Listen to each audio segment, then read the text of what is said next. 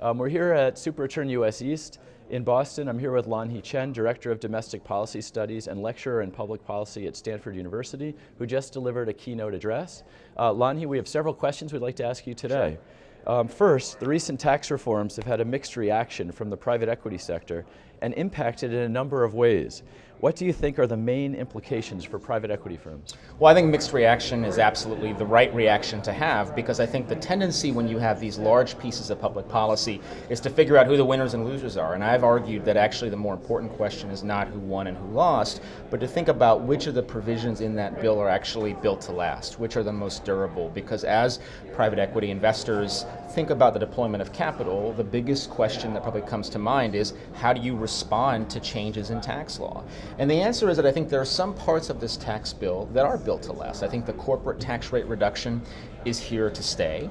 I think to the extent that there have been changes in the tax treatment of carried interest, those will continue, if not accelerate, sort of against private equity investors, if you will.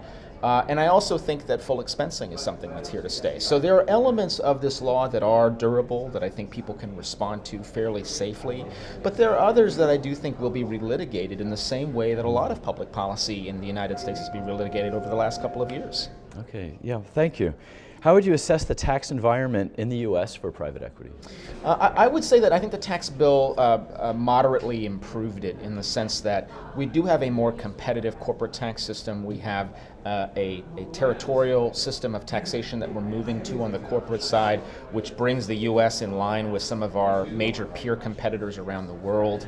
I think that there are elements of the bill that obviously I think will bring pause to some private equity investors, namely the limitation on the deductibility of interest expense. I think that's something that people will look at and have concerns about. But overall, I think you've got to ask about the macro environment. And I think the macro environment has been positively impacted with respect to growth, with respect to valuation. I think those are all positives down the road for the economy, but also for the sector. Mm-hmm.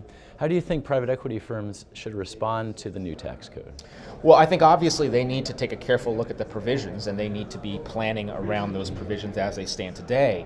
But I think it's important not to get too wedded to some of the specifics, because as I said, we've come to a point now in America where it's okay, it's acceptable to relitigate and have big arguments about seemingly major pieces of public policy. If you think about the Dodd-Frank financial reforms as well as the Affordable Care Act, two very large pieces of legislation in the U.S., both of those have been relitigated in some respect over the last year. So I would fully expect the tax bill to be relitigated again in a few years. And so I think it's important for private equity investors to be nimble as they think about how to respond to the tax bill.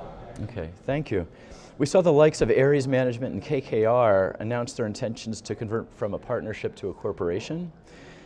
In the wake of the reforms, were you surprised by the move, and do you expect other PE firms to follow? Not surprised at all. I think it's actually absolutely the right thing to do from a taxation perspective, because as I said, I think the corporate tax rate reduction, the permanent reduction in the statutory rate to 21% is here to stay.